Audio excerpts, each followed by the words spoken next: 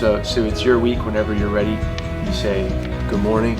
See how that register, like, man, it's nice. We have good sound. Wednesday Morning Live. Welcome to Wednesday Morning Live, y'all. Who put something in my coffee?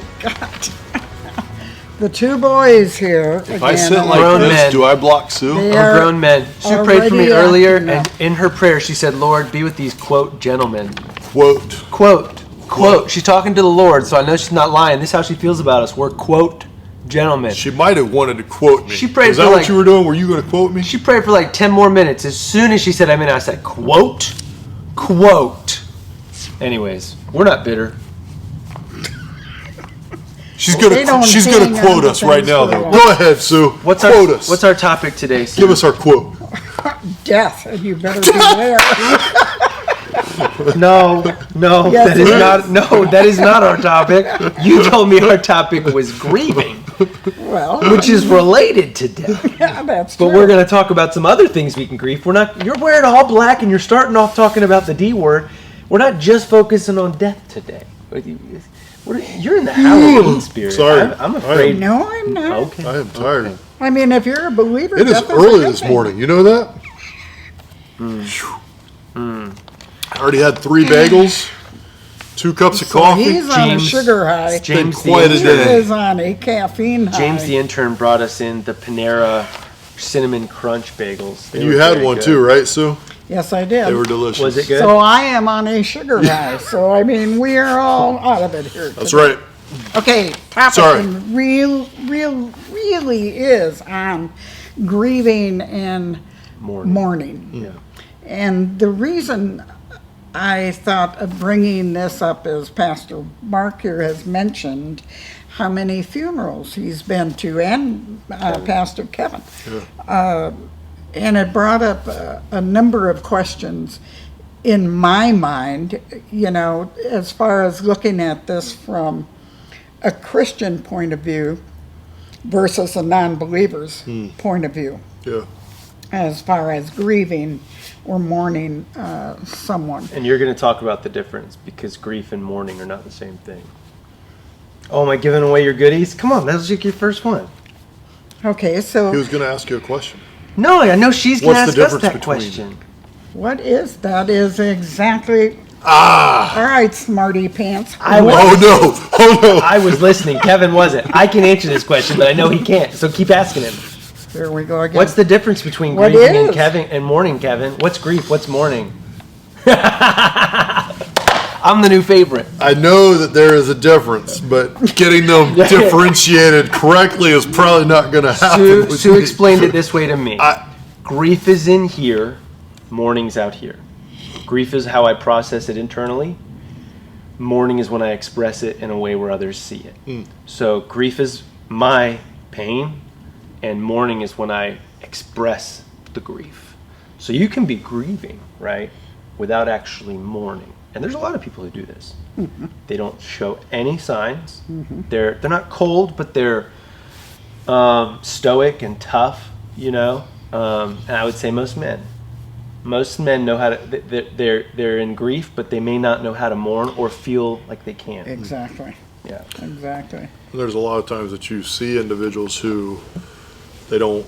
So with that definition, they don't mourn Outwardly. outwardly, right? And Right, so they wanna there's be a the lot of rock. times that you'll have individuals say, well, this person really hasn't mourned the loss, and we all deal with And it it may differently. not be Now, true. you started with believers and unbelievers, the difference between how we cope with it, and I was just reminded my grandmother passing away. Anyway, I was there with her when she took her last breath, had the chance to sit with her the whole time, the week leading up to it. And when she took her last breath, my mom and I were in the room, and it was like a moment of peace. Like, you know, it was her breath was struggling, but when it got quiet, it was sad, but we had a peace. There was it's hard to explain, but not 5 minutes later, across the hall in the same hospital, there was another person who passed away, and the family just went into this. I can still hear it, just the weeping and the wailing of loss that they would never see again. And so there is a difference between believers and unbelievers, the fact that we do have the opportunity. So anyway, I didn't want to, I know that was way too long to explain, but there's a difference between I believers and agree. unbelievers. That's where the peace in our grief comes from. It's not that we don't grieve, but as Paul said, we don't grieve as the unsaved do. We grieve not in an eternal way, like I'll never see them again. We grieve knowing their life here is over, but we have hope and we have peace about the future. Yeah.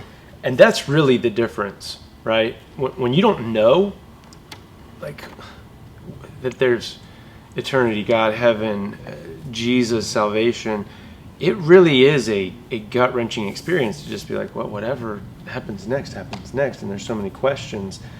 And to have a foundation of faith and hope in grief, it gives you something to stand on, something to really anchor to. Whereas if you don't have that, that's when you're just drowning in grief. Because where do you go? What are you, if we're all just thoughts in a bubble, specks on a windshield, dust to dust, and it doesn't matter. There's not much consolation in that thought. No, there isn't. And I totally agree. The biggest difference between the two, the unbelievers and the believers, is yes, you're going to miss that person, but that person is much better off and just totally, their pain, whereas I think we're going to get into the 5, what do they call it? Stages of grief. Can I interject here? Because I think Kevin's going to be on, I know when Kevin was raised. Have you heard of the 5 stages of grief? I've heard of them, but Sue was saying, and that's kind of a generational thing, because it was on Cartoon Network, it was in school. I've heard this in pop culture my whole life, the 5 stages of grief. Have you? Sue was like, I've never heard of this. So I think it's a generational thing, like this. Yeah, it's newer. We focus on. I think we focus more now on mental health. Yeah, right? that's part of it too. That's where a lot of it is. We're the soft generation, but But no, when she started going through, I was like, yes, the 5 stages of grief. She's like, I couldn't have laid them out for you, but I knew 3. I didn't know them by heart, right. but it is like a generational thing, and that's part of where we're raised too. Like, we're told to look out for these things, and there's so many people who went through this that were never told to look out for these. So go ahead and list them all for us, Sue. The 5 stages of grief. Well, looking at them from both points of view, denial, anger, bargaining, depression, and acceptance.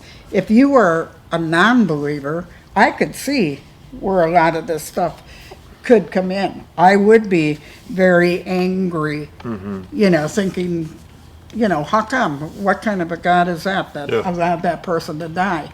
Which is one of the number one causes for unbelief or trying or pulling away from God is why. Yeah. Exactly. And I would say, even as a believer, when somebody close to me has passed, and that's the other thing, like, we're not just talking about death. You might be grieving right now, and it has nothing to do with physical loss. It might be a financial issue. It might be the end of a career, end of a relationship. Yeah. My mom always said that divorce is just like a death. And really, if you believe the Bible, it is, because a marriage is the two becoming one, and when there's a divorce, there's a death of that one that was made. That so-and-so and so-and-so is over. Yeah. And so regardless of what you're grieving and mourning, these stages seem to pop up.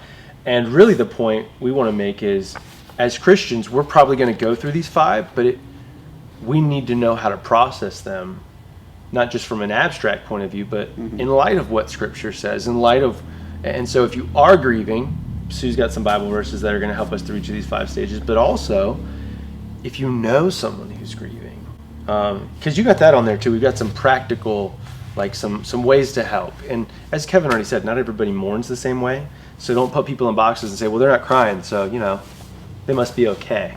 Well, they're weeping and wailing. They must have really loved them, and this other person must not have. And that's not fair.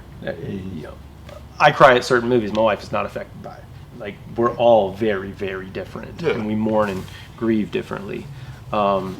I do like the verse that you have at the top. I'm going to cut you off again. Yeah, but no, go right ahead. Blessed are those who mourn, for they shall be comforted. That's a very unique verse, and just saying that, I've heard those words many times, but it's never really struck me. Blessed are those who mourn, for they shall be comforted. That's intriguing Jesus to talking. me. Yeah, that's intriguing to me that Jesus would share that with his people as. And he tells you just how he's going to do it, too. He's going to wipe away every tear from their eyes. Can you imagine that? And death shall be no more, neither shall there be mourning, nor crying, nor pain anymore, for the former things have passed away. Being a believer, I want that. I want that, and I'm looking forward to that. Being an unbeliever, they're going to say, yeah, right. You know. What other kind of fairy tales do you have there? Yeah. But in order to be in the Word and taking the Word to heart is so much more rewarding, I think. And it's a shame when people aren't there. And like I say, I'm very surprised that all of this has been going on through you being raised when you were, because we very seldom in my 20s or 30s even talked about death, you guys or were whether kind of they a- believed or didn't believe. Yeah, but there was a generation where it was just kind of strap up your laces and move on. It was Exactly. There was not a time Exactly. to mourn and have the time to loss, and it was get over it and figure out how to live life. So So, to me, and today with so much going on with COVID, and I would venture to say that 90% of the people now, even in Portsmouth, know of someone or have had a family member pass. And how do you handle yeah, and that? early on with COVID, you didn't have that. There were a lot of people that Yeah. weren't affected, but now there are. And they were, And even in this a week, sense, we've had denial. two funerals, and not.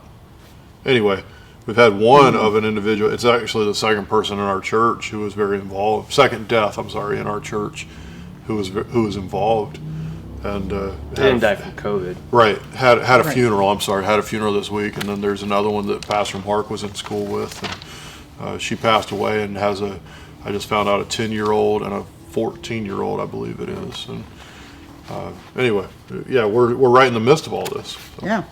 So, one of the stages is denial. And one of the Bible verses that goes with that at least with this particular author, was God is our protection and our strength. He always helps us in times of trouble. So, how does denial look to you about it? With using death as the thing, how can you deny? I don't know. I mean, I remember Beth when her father passed away unexpectedly. He fell, broke his neck, and we got the call at 2 a.m. If you want to see your dad, you need to come now. And talking to her as he passed away later that morning, and even after, it was very much, I can't believe he's gone, and I really don't think he is. I think there's a way we can still make this work, and there is something to that that denial, especially for those who don't have the opportunity to say their what we would say traditional goodbyes. Right. Not having that time to sit down and talk. It's just they're here today and they're gone tomorrow. The guy I went to college with had a 12-year-old daughter killed in a car accident last year, and my daughter was the exact same age, and he wasn't there. She was with a friend. And I can't imagine the denial that just had to flood. Like, no, they have be so, true. yeah. So, Yeah, or family that is someone close who is far away. I mean, now here I am in Virginia, but at one point in time I lived in Alaska, and we were far away from everybody. Yeah. So when my sister died, it was hard to take that in, where there were times where, I'll call Carolyn, she's got that recipe. Yeah. And then all of a sudden, she's no Carolyn's longer. not here. Yeah. Type thing. And how many So in friends do we some have? Yeah. aspects, there is, And going back to what Pastor Mark brought up, it's not just death. This is denial of I've lost my job. This is denial Right. of I've lost my spouse. This is denial of so many things. Even talking to someone in our church recently who's found a group who helps with empty nesters and coping with that. Like, that's a whole nother. There are so many things that we can be mentally exhausted from this grief and mourning, even with no death in our life, no physical death. I'm sorry. Correct. Right. Correct. This could go so many ways, as Pastor Mark has said. Divorce is a biggie. I mean, when I think I was 12 or 13, and my cousin got divorced. That was the first divorce, in the family for generations, because it was, like you say, well, you made your bed, you live with it type thing, and we don't want to hear about it type thing. I can see anger in every one of those, whether it be a death of a person. It's so easy to be angry with God in that. Even if you are a strong believer, it's that why. Why did he allow that to happen type thing. Yeah. And the anger, the verse here says, be ye angry and sin not. That's a hard one. That's a hard one in life. Mm-hmm. Be ye angry and sin not. There's so many times that I react in certain ways, and I think that it's not noticed by someone, but it's definitely a me not acting out. What do you call it? Anyway, you're trying to do something and get away with it, but the Bible is very clear, or it shares. There are ways that we can cope with our anger that is not lashing out, is not ripping others apart, is not. But that comes back to a believer standpoint. Exactly. I used to just connect that verse, be angry and do not sin, do not let the sun go down on your anger, with marriage. And I never really connected that verse up with loss. Man, don't let the sun go down. I mean, there are times where I honestly felt like saying, God, I want a couple more days here. Yeah. I am upset. Yeah, for real. But had that with my wife, had that with my kids. It's. Mm-hmm. We never stop loving them. And then you get and you get so tired. You're like, I just want to go to bed. Let's not even worry about this right now. Mm-hmm. Anyway. Now the bargaining, when we were talking about this, Mark had some good points of view when we were looking at this, not as death. But you brought up the guy who's in prison, facing... We're just talking about death. Not all these are going to apply. But when you grieve, there's something you try to bargain your way out of. Job loss, financial loss, someone walking out, leaving you. Once you deal with anger, you move on to trying to renegotiate it. Mm-hmm. And sometimes there just isn't a way to do that. And the verse that went with that is, therefore do not be foolish, but understand what the will of the Lord is. And that is hard. Yeah. You also got to go find the other verse that says, hey, we aren't always going to understand his ways. His thoughts are higher than our thoughts. And to tell somebody who has lost either someone or something that, hey, he's going to use this for good down the line, at that moment, that person doesn't want to obviously hear it. Yeah, I remember one of the first times that I was ever with someone who was, their son had OD'd at 19 years of age, and I was in the hospital with them, and had a deacon from our church, thankfully, who was very just genuine, knowledgeable, just wise deacon. But the dad was laying over his son's bed, on a life support, and just sobbing, big fireman guy. And he asked the question. He's like, why did God allow this to happen? And then he even made the statement, something along the lines of, I have told God that if he will save my son, if he'll save my son, I will get things right. I will live for God. I will move forward with my life. And being in that scenario, man, that's a hard place to be, trying to comfort somebody, because it's like just not having the words to say. And I remember telling him, like, it's okay to question. It's okay to ask. It's okay to even doubt. But yeah, the bargaining is a difficult one. Mm-hmm.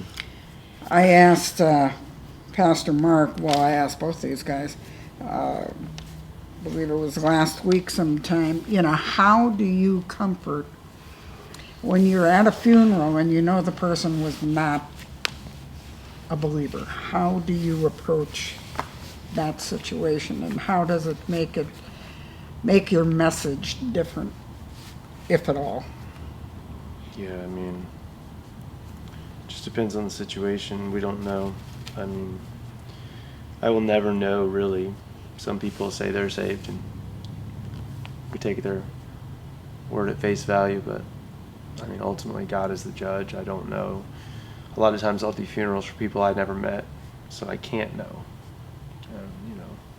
Can talk to the family, do my best to encourage them, but I don't know of a way to comfort someone about loss when they don't even, like, the family's not, if the family doesn't believe in heaven, I don't know really how to encourage them other than to commemorate the life. So it's tough. Yeah, you shared after one of your funerals, you shared with me that, it's going in and hugging them, let them know that they're heard, you care about them. Mm-hmm. And having that love during that time and listening, not having the answer, but listening and letting them know that somebody's there for them. They're probably not going to ask a lot of questions. I think sometimes we want to answer stuff at the viewing or the funeral. Questions come weeks later and months later. That's why it's important to be available later. But the day of, people just want to cry and grieve and to be heard and seen. Yeah, there were, probably shouldn't say names, but there was a lady in our church who lost her father, and she told me, she said, I'm sick and tired of people saying I'm sorry, because I don't believe they're really sorry. You come up and you hug, I'm sorry. And then I remember my wife, we were waiting in the line with her father, and she finally turned to me and she said, if one more person asks me how I'm doing, I'm probably going to lose it. And so having those, a lot of times we don't know how to react, and we don't know, but those statements, they're helpful.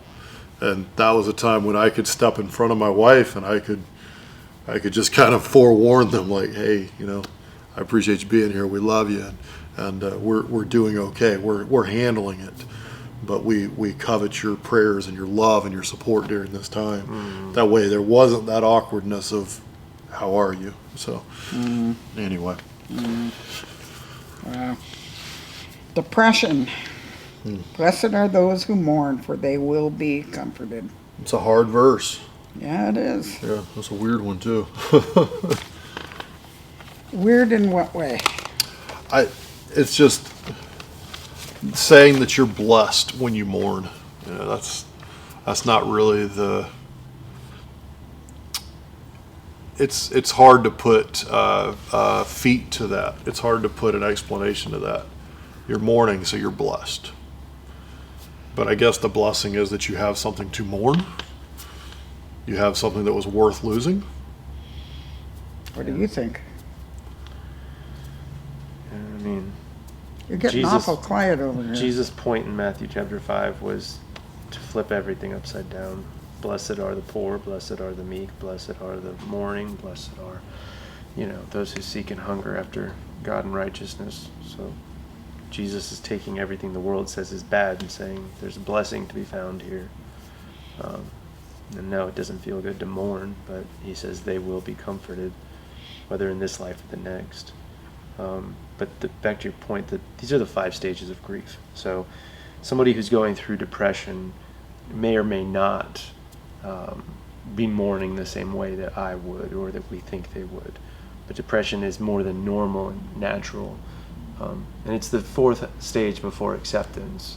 And for some people, it's the longest stage. They're just depressed for a really long time, like months or years. And what we tend to do is say, hey, you should be out of this by now because I was, as if my loss is your loss, or I just don't understand why you feel that way, as if they are choosing to be depressed or choosing to feel this way. And this is a problem that we often, find in the church. We stigmatize people for hurting instead of being patient, graceful, and loving when they're hurting. There's some people in our church that when there's a hardship, they get through it relatively quickly. And it's not because they're more spiritually mature. It's just they're wired differently. Sometimes it takes longer.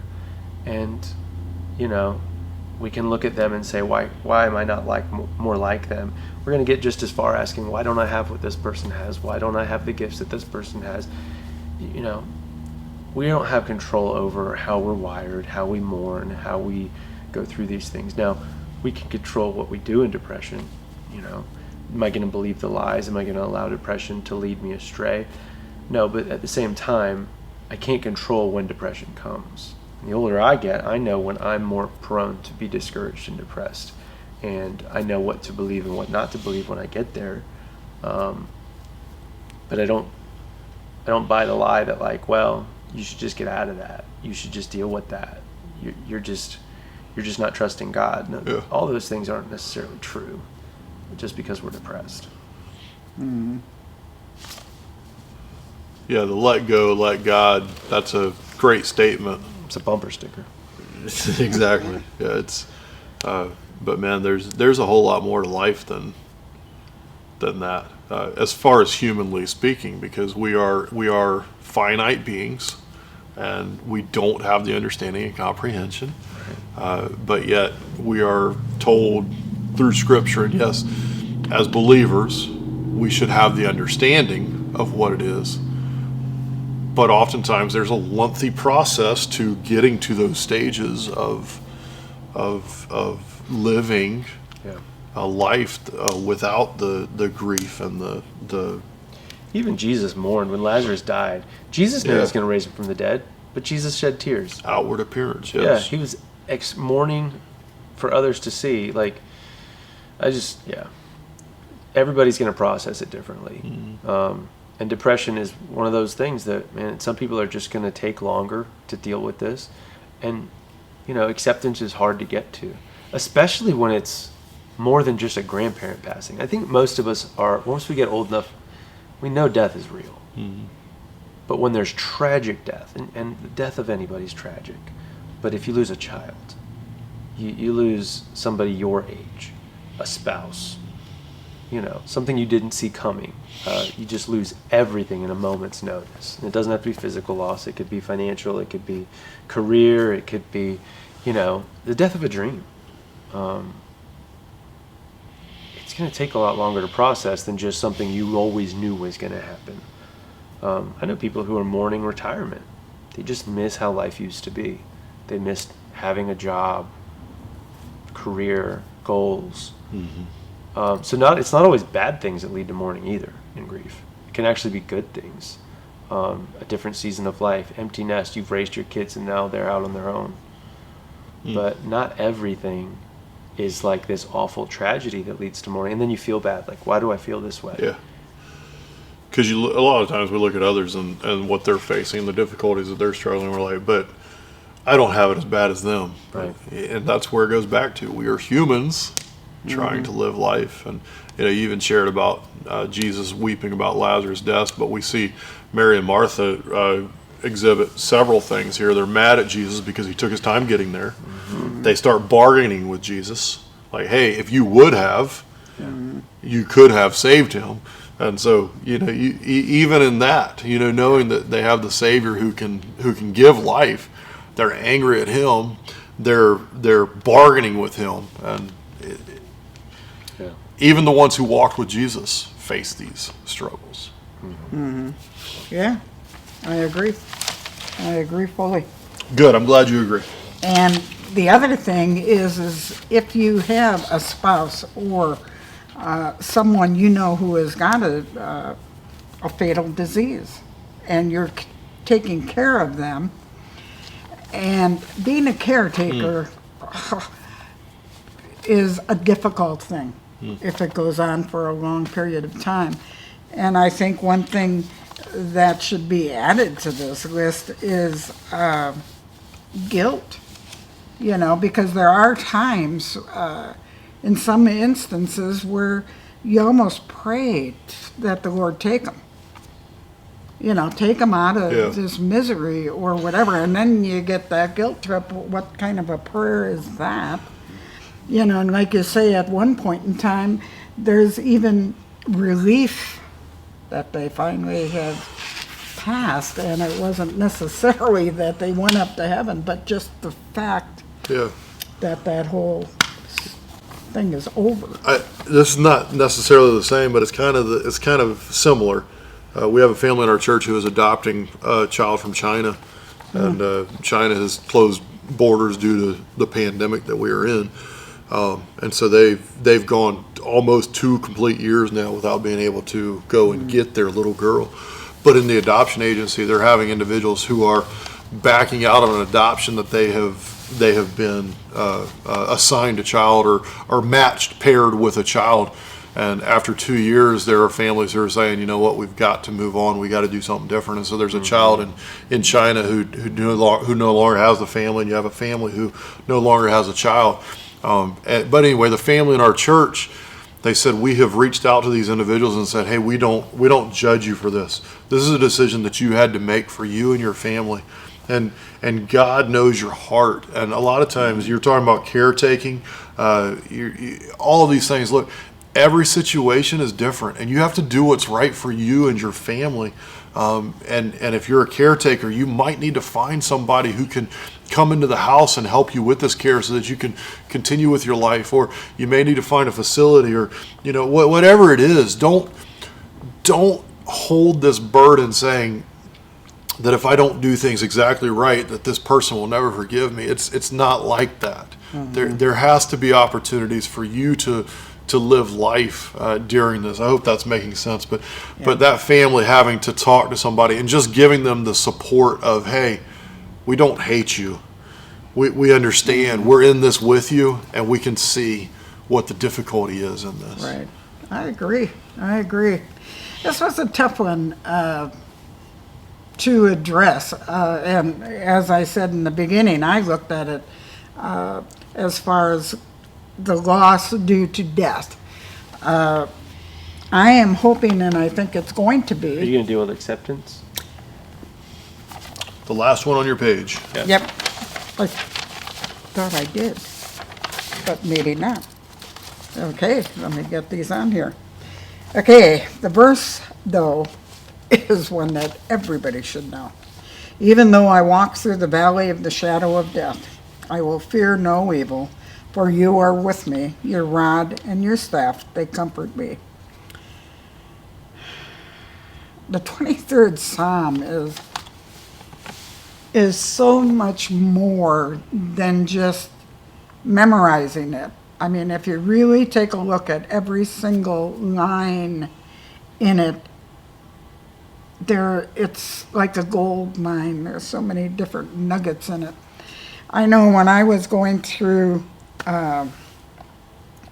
issues that the doctors would say, oh, it's in your head, having chest pains, and you think you're having a heart attack. And they're going, well, there's nothing wrong. All the test says there's nothing wrong. That verse right there is such a comfort at that point in time that, okay, I don't care if you're going to take me, then go for it. Because I am looking forward to it. And once, I think, the verse for the bargaining, therefore do not be foolish, but understand the will of the Lord, what the will of the Lord is. We have to give it back to him. He's our creator. He knit us in the womb and knows us, and he's never going to give up with us. Yeah. And the last verse that I have here, I think definitely, of course it's not going to work for me, has it. It says, no matter the difficulty, well, this isn't a verse, but no matter what the difficulty of the stages are, know that God is always with you and will never put you through something he doesn't think you can handle. Whatever struggle it is that you're going through, we hope you know you're not alone. Yeah. We want to be here for you. Wish that we could touch and reach everybody, but we have small groups and incredible leaders who would love to listen and be there for you. And if you need help, don't go through this alone. We have a counselor that we refer people to, and we will pay for the first session if you give them our church's name. And we don't know who it is. It's taken care of. But if you're watching this morning and you're mourning or you're grieving or you're trying to figure out what mourning and grieving looks like, don't do it alone. Yeah. Don't do it alone. Yeah, exactly. Find a group. Find a group and share, and let's get through this together. Pastor? Yeah. Well, enjoy your Wednesday, guys. Hope this helps. Talk about it next week a little more. Yep. See y'all later. Awesome.